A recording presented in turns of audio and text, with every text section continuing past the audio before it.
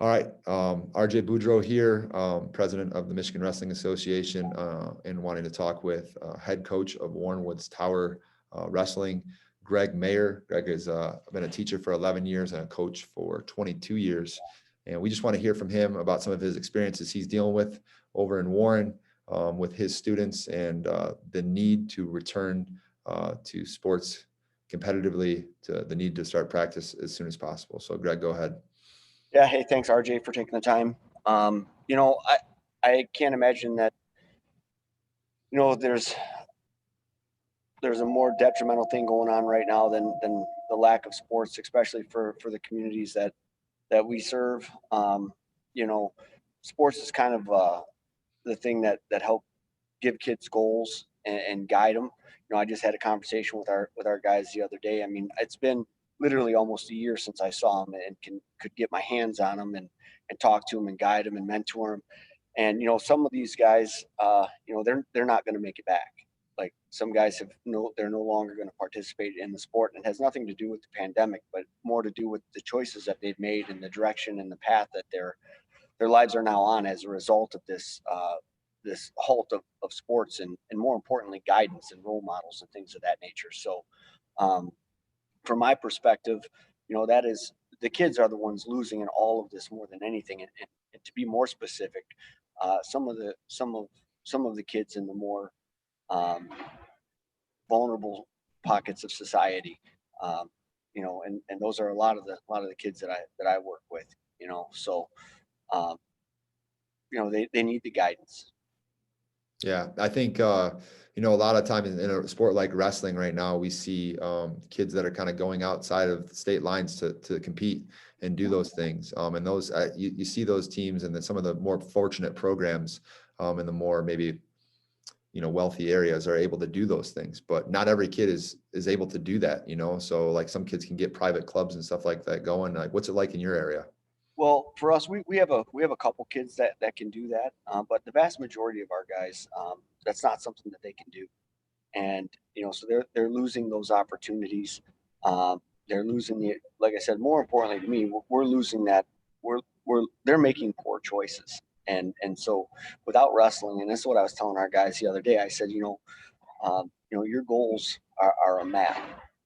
They're what keep you focused, and they're what keep you going in the right direction. And if you're living through your goals and you're making decisions based on the goals that you have, then you're probably going to stay on a straight path. But as soon as you take that away from them, you've taken their map away and they're lost. And so now that they're lost in life and they're making poor choices and they're doing things that are not representative of somebody that has goals.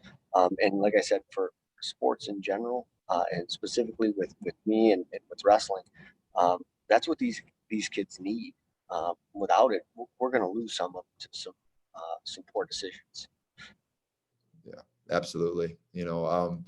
Appreciate your time, and I think right now we just want people to know what they can do to help this situation and how we can get winter sports reinstated so that we don't lose those kids like you were talking about. And that's to go to michigangrappler.com and find our MWA contacts. We can show you how and where to send the communications and the letters to our local government officials. You have anything to say there? Yeah, just this is important, and I get it. I'm not lost on the fact of what our society is going through right now, but um, I think at some point, especially for our young athletes, I think the precautions may be worse than the pandemic itself.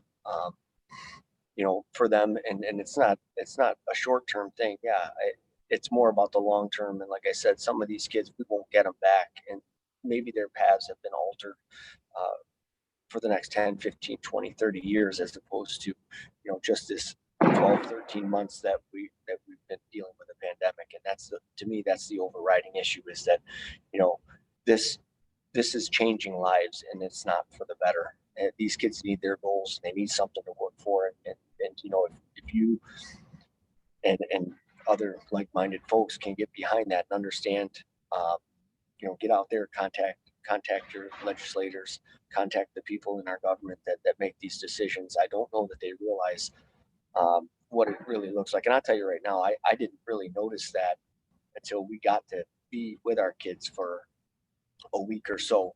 When I saw a couple kids came in, they were 20, 30 pounds heavier than they probably should have been. Some of them couldn't run quite the way that they could have before they got started.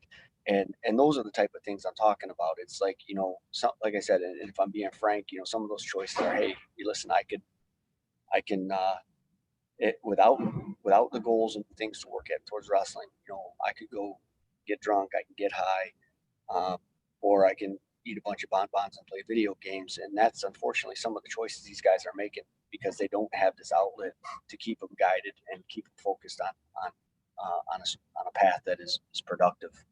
And that to me, like, they don't deserve to pay that consequence. And as coaches and as a wrestling community, I think that's the biggest service we provide. It's not about the trophies, it's about actually saving kids. And that's what we're trying to do.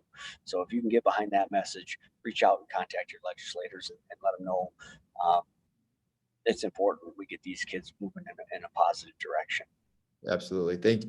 Greg, thanks for everything you do, for coaching, for sticking up and for being a part of the leadership in the association and for all of your guidance. Warren Woods Tower is lucky to have you. So I really appreciate your time and just good luck with this cause as we do this together.